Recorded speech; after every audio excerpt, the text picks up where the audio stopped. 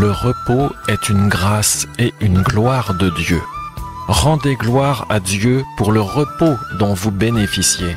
La vision prophétique du ciel. Tout repos vient de Dieu. Il n'y a pas de repos qui ne vienne pas de Dieu. Le repos annonce le jour 1, le jour où les murailles de Jéricho de ce monde vont s'effondrer et que Dieu entrera dans son 7e jour, le jour du repos de Dieu. Le repos dont tout homme de ce monde bénéficie est une bénédiction de Dieu, une grâce qui appelle l'homme à la repentance et au retour à Dieu avant le temps de son jugement, afin d'entrer dans son repos éternel.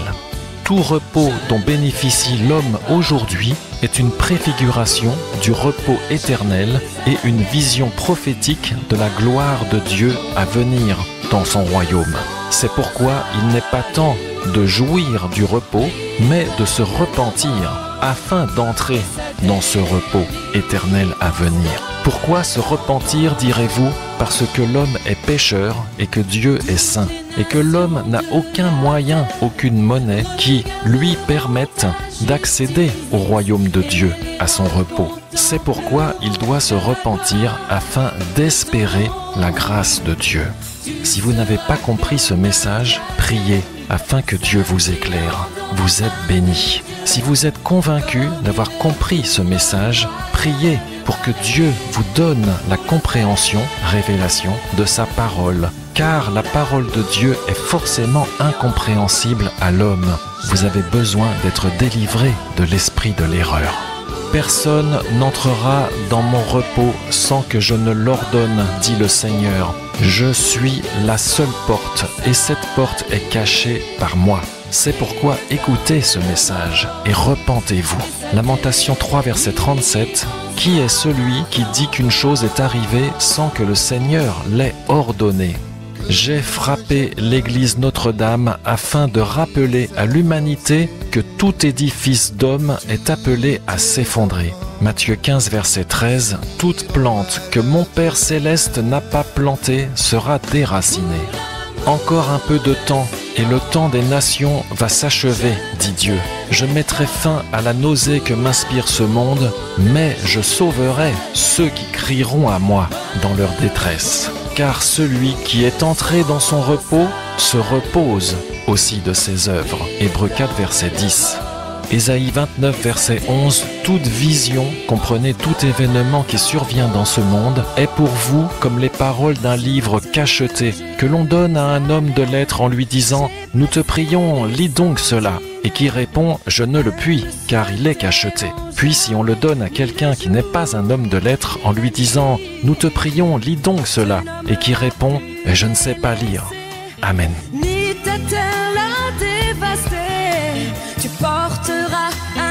Le repos est une grâce et une gloire de Dieu.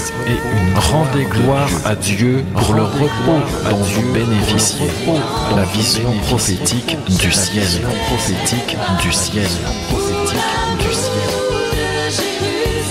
Le repos dont tout homme de ce monde bénéficie est une bénédiction de Dieu, est une grâce qui appelle l'homme à la repentance et au retour à Dieu avant le temps de son jugement, afin d'entrer dans son repos éternel,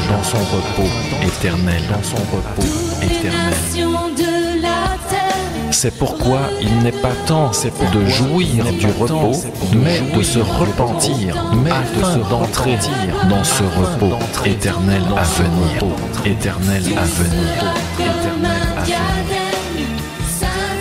Parce que l'homme est pécheur et que Dieu est saint. C'est pourquoi il doit se repentir afin d'espérer la grâce de Dieu. Priez afin que Dieu vous éclaire,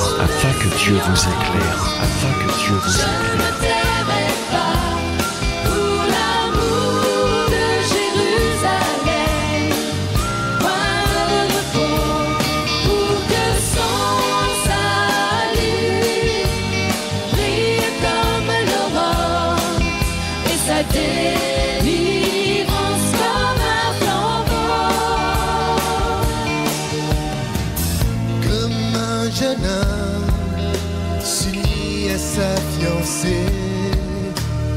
Tout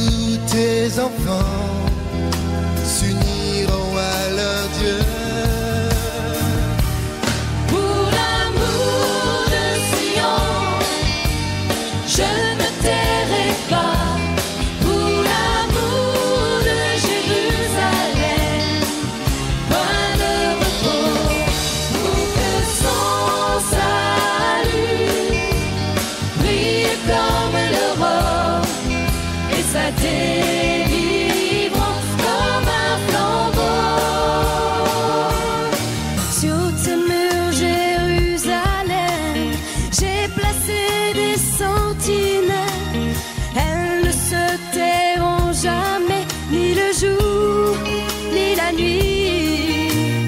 Tu nommeras plus délaissé, ni ta terre la dévastée. Tu porteras un nom nouveau, mon plaisir éternel. Pour l'amour de Sion, je ne tairai pas.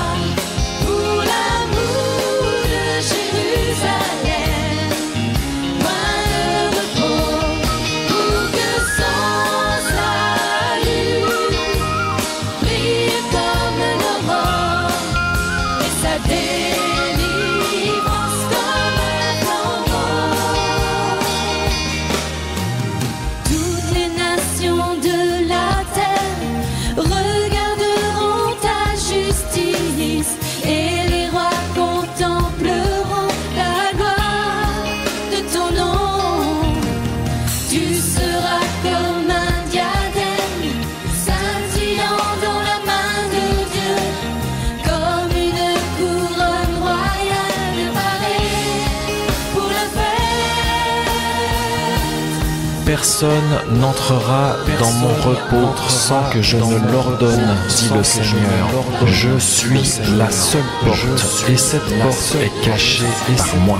C'est pourquoi écoutez ce message, et repentez-vous, et repentez-vous, et repentez-vous. Brille comme l'aurore. Encore un peu de temps, et le temps des nations va s'achever, dit Dieu. Je mettrai fin à la nausée que m'inspire ce monde, mais je sauverai ceux qui crieront à moi dans leur détresse, dans leur détresse, dans leur détresse. Pour l'amour Nous te prions, lis donc cela. Nous te prions, et je ne sais pas lire. Et je ne sais pas lire. Et je ne sais pas lire.